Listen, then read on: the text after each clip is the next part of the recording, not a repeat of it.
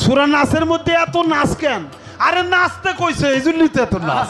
কুল আউযু বিরাব্বিন নাস, মালিকিনুন নাস, ইলাহিনুন নাস, মিন শাররিল ওয়াসওয়াসিল খান্নাস, আল্লাযী ফি সুদুরিন নাস, মিনাল জিন্নাতি ওয়ান নাস।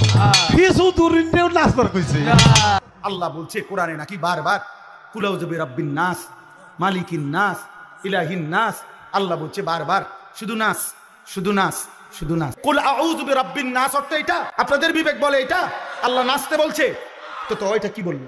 ও কি বললো এটা? এই বেঈমান আবুল সরকার নামে যেই বেঈমান, যেই মুশরিক আল্লাহকে বিদ্রুপ করেছে, এর ফাঁসি, এর ন্যায্য বিচার, এর রাষ্ট্রীয় বিচার বাংলার জমিনে হতেই হবে। এটা এই আসমান সৃষ্টির পর থেকে পৃথিবীর প্রথম মানুষ থেকে আজকে পর্যন্ত পৃথিবীতে বহু মানুষ বহু কুফরি করছে, শিরিক করছে, আল্লাহ তাআলার হুকুমের নাফরমানি করছে, কিন্তু আল্লাহকে লক্ষ্য করে, মহান আল্লাহকে কেন্দ্র করে, আল্লাহকে উল্লেখ করে, উদ্দেশ্য করে পৃথিবীর কোন কাফের, মুশরিক, কোন মুরতাদ, কোন বেঈমান, কোন মূর্তি পূজক, কোন আগুন পূজারী, কোন সূর্য পূজারী, পৃথিবীর কোন নিকৃষ্ট কোন কাফের আল্লাহকে এত বড় কথা বলে নাই।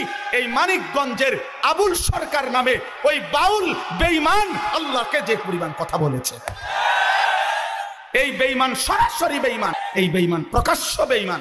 মহান আল্লাহকে লক্ষ্য করে কোন মূর্তি পূজক এত বড় কথা বলে, কোন মুশরিক এত বড় কথা বলে নাই, কোন বেঈমান এত বড় কথা বলে নাই। আমি এই পর্যন্ত কোন মাহফিলে এটা বলছি কথা, এটা কিন্তু এই ওই কইছেটা কি, এটা আমার মতো বলার মতো জবান নাই, আপনাদের আমার বলার মতো ক্ষমতা নাই।